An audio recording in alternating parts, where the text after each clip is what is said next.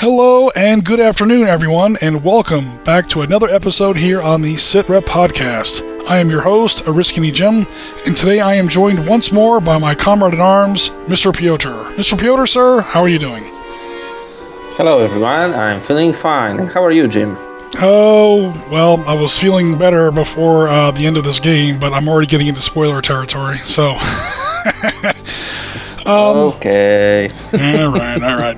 Okay, so the game that we're talking about today is sort of a tutorial scenario that was presented in the original Arab-Israeli Wars by Avalon Hill, the original Arab-Israeli Wars rulebook published in 1977, and it is scenario B1, B for basic rules. The rules in that game system are presented in three tiers, basic, standard, and advanced. So we started off with one of the basic scenarios, and the first basic scenario, hence the name B1, and it is the tank duel at Bir Gifgafa. This was a tank engagement that took place between armored formations of Israel and Egypt on the 2nd of November 1956. This is near the very end of the 1956 Sinai War, the 100-hour war that took place in the Sinai Desert back then. This is the same time we had Operation Musketeer and French paratroopers and British Marines landing at the Suez Canal. This is part of the Israeli part of that conflict, as Israeli forces struck out of the Negev Desert and were trying to cross the Sinai and reach the Suez Canal as quickly as possible. So in today's game, Piotr was playing the Israelis and I was playing the Egyptians. So here we are looking at our map. And let me fix that. So here we are looking at our map. This is an approximation of the area of Bir Gifgafa. As far as where it is in the Sinai Desert, this is the approximate location right here. Okay, so this is about where the battle took place. That red rectangle shows the approximate position, approximate scale of our map. And again, here is the map. 250 meter hexes. We see where all the roads were, where they led to, and then down here we take a look at the forces available for the two sides as soon as I can get to it. So yeah, this was actually kind of a small one. Looking first at the Egyptians, we have the historical 4th Armored Battalion of the 1st Armored Brigade. That's a collection of T-34 85s left over from World War II. And I've also attached the 1st Armored Brigade. Again, more Cold War Soviet, or I should say World War II Soviet stuff. We have the Su-100 tank destroyers. Those are a lot more dangerous. And then over here for the Israelis, we have a mix of, once again, some leftover World War II stuff. What gets really confusing when looking at the Israeli tank force is the many different versions of Shermans they had.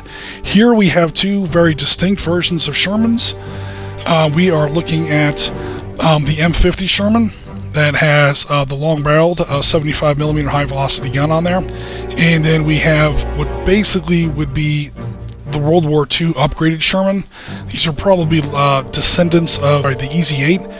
At least these are the values that Panzerleader gives the Easy 8 in World War II Panzerleader. So these are basically straight-out American tanks in World War II that were given to the Free French, and then the Free French, after the war, wound up selling them to the Israelis. Legend has it that a lot of them wound up in a Czechoslovakian junkyard, and the Israelis kind of stole a lot of them from this junkyard or bought them at insanely low prices. So yeah, the Israelis are trying to cobble together their military from wherever they can. You gotta remember, the state of Israel is only 8 years old at this point. Another curiosity that we have here are the AMX-13s. These are very bizarre little tanks. Again, with that high barrel, they have the same gun, the 75mm high-velocity gun that these early upgraded Shermans have. You'll notice that the attack value is lower. That's because their rate of fire is very low. The AMX-13 has this very bizarre turret configuration where the gun is directly bolted into the mantlet. And therefore, although the turret can rotate, the gun cannot elevate or depress. The entire turret is mounted into the hull in this bizarre kind of ball and gimbal joint in order to elevate and depress for range. So yeah, the rate of fire is reduced, and thus so is the firepower value. But those are the basic forces. Again, this game is super simple. Again, it's kind of it's the first scenario you play when you start off with the Arab-Israeli wars. So, Piotr, did you want to talk a little bit about your mission as the Israeli commander in this game?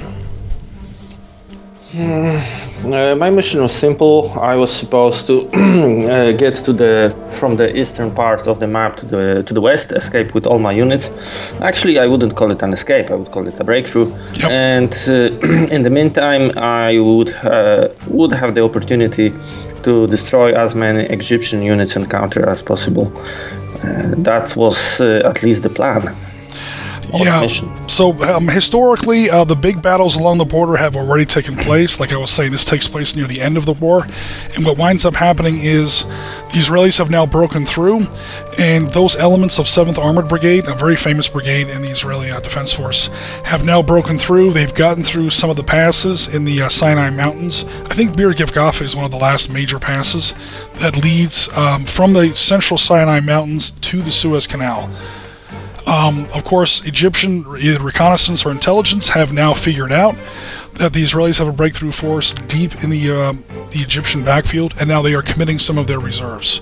So what that means in game terms is the Egyptians are going to be coming on with armored forces here from the western side of the board. The Egyptians do not start off on the table. They have to intercept. So I come in from the western side, Piotr comes in from the eastern side, we meet somewhere in the middle. It's kind of like an American football game. My job is to knock down as many of his Israeli tanks platoons as I can. If nothing else, prevent him from breaking off into the touchdown zone here on the western edge of the table. Meanwhile, he's trying to, of course, destroy some of my tanks, but even more importantly, break through and get as much armor as he can off of that western edge of the table so that he can, reach the Sinai in strength. Those are his orders from 36th Division, or UGDA if you prefer, 36th Division headquarters. Okay, so the game starts with the Egyptians coming on, like I said, the western side of the table. So I chose to pull down most of my forces this way, at least in my northern axes. I also used this road to come down here a little bit, and I also sent a bunch of stuff here up the Ismailia road. Now this is turn 1 and 2. It takes a little bit of while for tanks at this scale to close. I know a lot of people like to play miniature games where you start off like 12 inches from the center of the table or whatever. I feel that leaves off a lot of the most important decisions of the game, which is deployment and pre-positioning. So even though the first couple of turns are kind of like, there's not a lot of shooting, there's not a lot of explosions, there's not a lot of cinematic moments, this is where it's really important to really pay attention to details like where your guys are deploying and bluff and counter bluff as far as which way you guys are going. And I'll go ahead and be quiet now because this is where Piotr actually tried to fake me out a couple times with his 2 axes of advance that he made. Actually, that's not exactly true. Hold on. I think you came in more like this. You kind of jumped onto the road here, came down this way, and then started to, I thought you were going to move up this northern road. Meanwhile, the southern force is coming down this way. Notice there are no tanks here, though. So, Piotr, why don't you go ahead and talk about what happened up here? Okay, so I came from the north with my AMX 13th force because they are a lot faster. So I wanted to use this as an advantage in order to maneuver a little bit faster and maybe try to, split your force. And when I saw that you are doing this, I went down the road, hid behind the dunes, and set up so to speak, a defensive perimeter in order for you to get into. The second force that went from the southern road pushed forward to the west in order to push as far as I could go. In the meantime, using, of course, the terrain to my advantage in case you already had a position that could threaten my advance. At the beginning of my second turn, when I have seen that your force is moving to the north, my fast AMX 13s went south using the road and set up a defensive perimeter blocking your routes of advance more or less in the middle of the map, trying to cut your forces, while my second force of Shermans and the Super Shermans was going still further to the west. Right. So, again, I'm sort of almost playing American football defense. I got to see which way your guys are actually going to jet or trying to bolt to get to that the western side of the table. There are two main roads, obviously, that a breakthrough force can sort of cover. Originally, I had SU-100s here in the town. Actually, I think they were, right down here, so they could kind of shoot right down this road. I think I had another battery of SU-100s here that could kind of shoot right down the throats of anybody who came up this road. So I was pretty happy with this road as far as keeping it covered. Yes, you can go around it, but now you're not getting the road bonus on your movement rate, so that's fine. I also had a screening force up here because, again, you can totally jet down this road, and on top, what makes it even worse and more dangerous to the Egyptian player is there's a certain amount of tree cover. I mean, these are like palm groves out in the middle of the desert, so they're not like thick trees, but in game terms they do block line of sight. So this is a nice little direct road. It leads right off the western edge of the table. It even has a little bit of screening terrain there, so I definitely wanted to keep at least some eyes up there. What kind of caught me flat-footed is that, your guys came on here, and then they kind of followed the road, and then they started to, set up some positions like behind some of these dunes, and then right when I was ready to block that, boom, he sidestepped south, and now this northern battle group I have, looks like I've got about 30 tanks up there. Again, each platoon, or each counter on this game is a platoon of 5 tanks, or a half company of 5 tanks. It's now out of position. Which brings us neatly along to turn 3. Again, that's turn 1 and 2, both combined right here on this slide. Over here to turn 3, we see where there's actually been some gunfire. So, we're looking at some AMX-13s that took a shot and blew up a platoon of T-34-85s that, quite frankly, I just carelessly placed. I meant to put them back here in Hex 2011. I did not do that because I was kind of not paying attention. And with him sort of bellied up against that dune line, he's actually in the palm grove there. And with me bellied up against this dune line, he can see me. These dune lines that you guys can see here do not block line of sight if you're directly adjacent to them. You're assumed to be just like kind of hull down up against that dune crest with your guns peeking over the edge. You do get a bonus to your defense because, again, you have that hull down shielding, but you are in fact visible. I kind of messed that up and I gave away a platoon of T-34-85s. So anything going on here on your side, Piotr, for turn 3? I'm still getting used to the desert, so I'm thinking how to best use the terrain available to cover my moves, and in the meantime not get shot. As you can see in the south, one of the Sherman platoons got disrupted with your, I believe, SU-100's shots, and actually that was a problem for me because we know that the Israelis are usually outnumbered because of the better equipment. This maybe is not the case, but it's always not a pleasant thing when you can lose a platoon of tanks in the middle of a breakthrough assault. So I was trying to mass my forces in the south while at the same time keeping those AMX-13s in the palm groove, so to block your movement of your northern force, so to speak. That was my plan. Yeah, these SU-100s are, again, positioned behind this dune, so I get +2 on my defense. They're considered assault guns, so I do get the full +2 hold down shielding. And as you can see, they're positioned to kind of fire right down this lane. If anybody wants that road movement rate, again, for Piotr, he gets more victory points for getting platoons off the western edge of the table than he gets for killing my guys. The perfect game, from the Israeli perspective, is for there never to be a shot fired.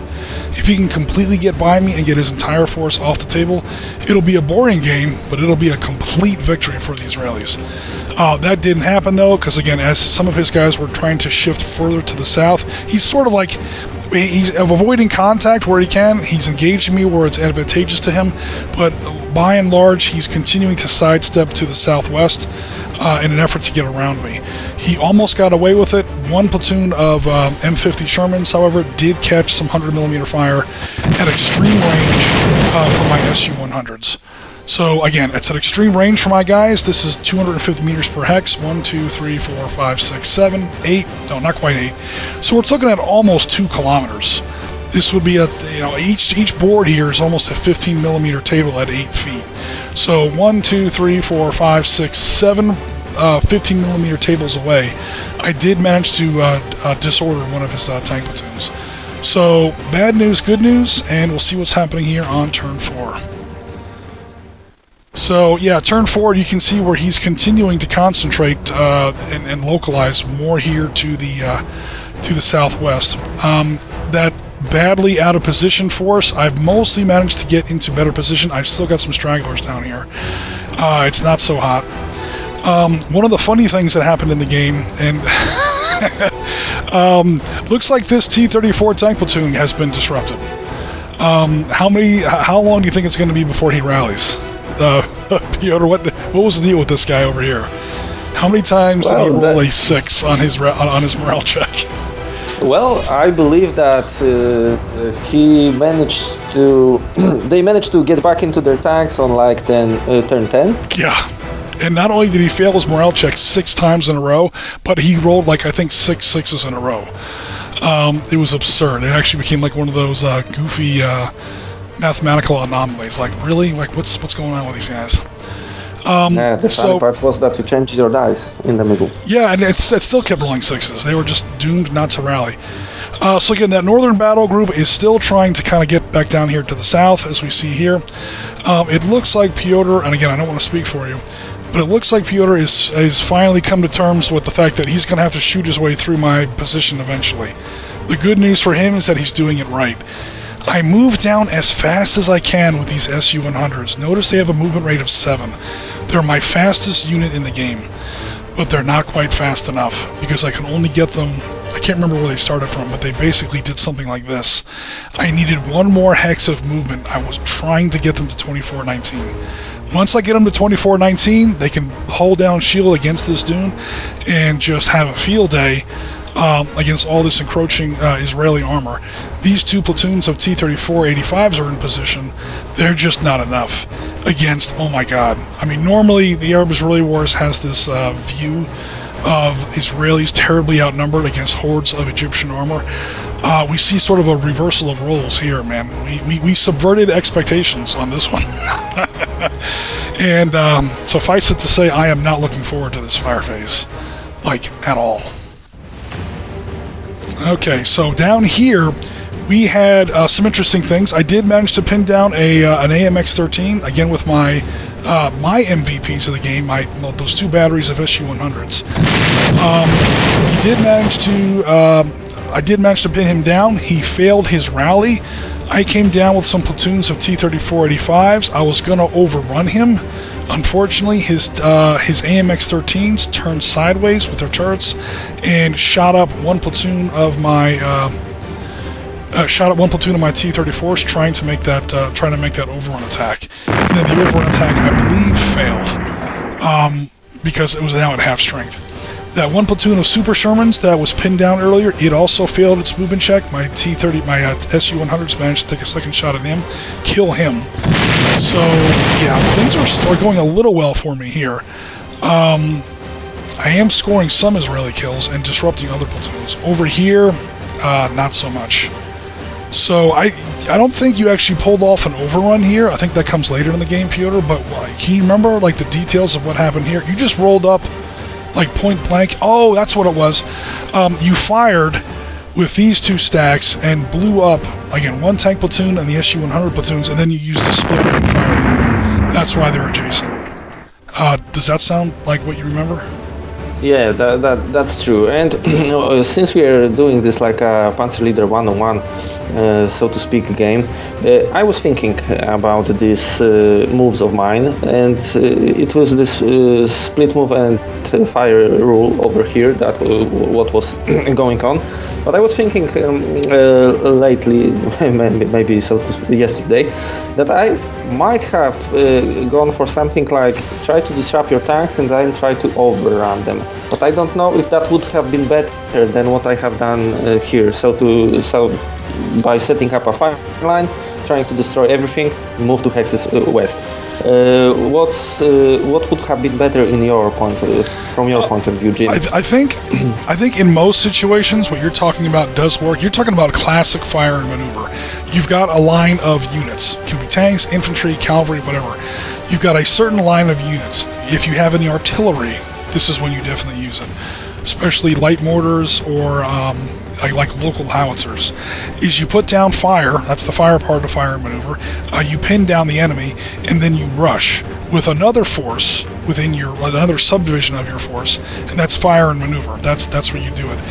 It totally is supported in Panzerleader. Panzerleader rewards that tactic with stacks of $100 bills and victory points. Because what you do is you pin down the enemy. In this case, you calls them to be disrupted or disordered. That dispersed is the actual formal name in Panzerleader, and the enemy then becomes again dispersed or whatever. Then you make your rush. Once the enemy is dispersed, they cannot do opportunity fire, so they can't shoot at you as you're rushing them. Once you overrun them, or while you're overrunning them with your maneuver element, number one, you automatically are subtracting 2 from the roll. You want rolls in Panzerleader. You're subtracting 2 from the roll for overrunning. You're adding 1 to the odds column, and because he's disordered, you're subtracting a further 1 from the roll. So now you're subtracting 3 from the roll. This is only a D6, and if you score a double dispersal, so here's the combat odds table or the combat results table. If you score a double dispersal, so a D is dispersal, that's basically getting pinned down. The double D means that if you score that result and the target unit is already dispersed, it's now destroyed. Dispersed units are horrifically vulnerable. Number one, you're subtracting 3 from the die roll. Whatever odds column against an overrun, you're automatically adding 1. So if you do the math and you wind up with 3 to 1, now you're at 4 to 1. And again, you're subtracting 3 from the die roll, and even if you score a double D, it's read as an X, which is unit eliminated. So in most games, in most situations, I would say that what you were just talking about would be the better solution. I think you did the right thing in this solution, or I think you did the right thing in this situation, because it's not often that the Israelis can set up this level of gun line against relatively close range Egyptian targets. You're also at damn near the perfect range. Point blank range is not perfect range for the Israelis. You want to engage at least some distance. So you are 3 hexes away, 1, 2, 3, which is damn near perfect. Perfect range for all your guns is 5. Because at 5, I'm at greater than half. Again, 8 is the range for people new to Panzerleader. Is 8 up here is the range. You're now over half of my range, which means that I have to divide my firepower in half. And 5 means that you are still at half or less of your range, which means you don't have to divide your firepower. So 5 is the perfect range. This was almost perfect. 2 more hexes further away, like if it wasn't for those dunes right there, that would have been perfect. 1, 2, 3, 4, 5. You could be my 2 versus your 13. Or I'm sorry, my 6, divide 12 by 2 is what I meant to say, is 6 versus your 13. That's where it becomes really awesome. But again, with, what did you have, 11 tank platoons there, 55 tanks versus 10 of mine, and then 5 assault guns managed to come up right behind them. You're still outnumbered me almost 3 to 1. That almost never happens for the Israeli player. The Israeli player outnumbers the Egyptians, at least locally, 3 to 1, instead of vice versa. No, that's the time to just open fire and kill everybody. So that's my long-winded answer. That's interesting, and I believe that the overrun that you were talking about happened next turn. I'm not sure. We shall see. Yeah, but it happens pretty soon. It was funny. Go ahead. Yeah, it was funny. It was funny because I started singing back then, but I won't do it now. Yeah, I mean, we want to have some views on our video, so. And of course, my boy up here just refuses to rally. Keep an eye on him. He's going to remain pinned down for the entire battle. He finally manages to rally at a very opportune moment, and that's almost kind of funny.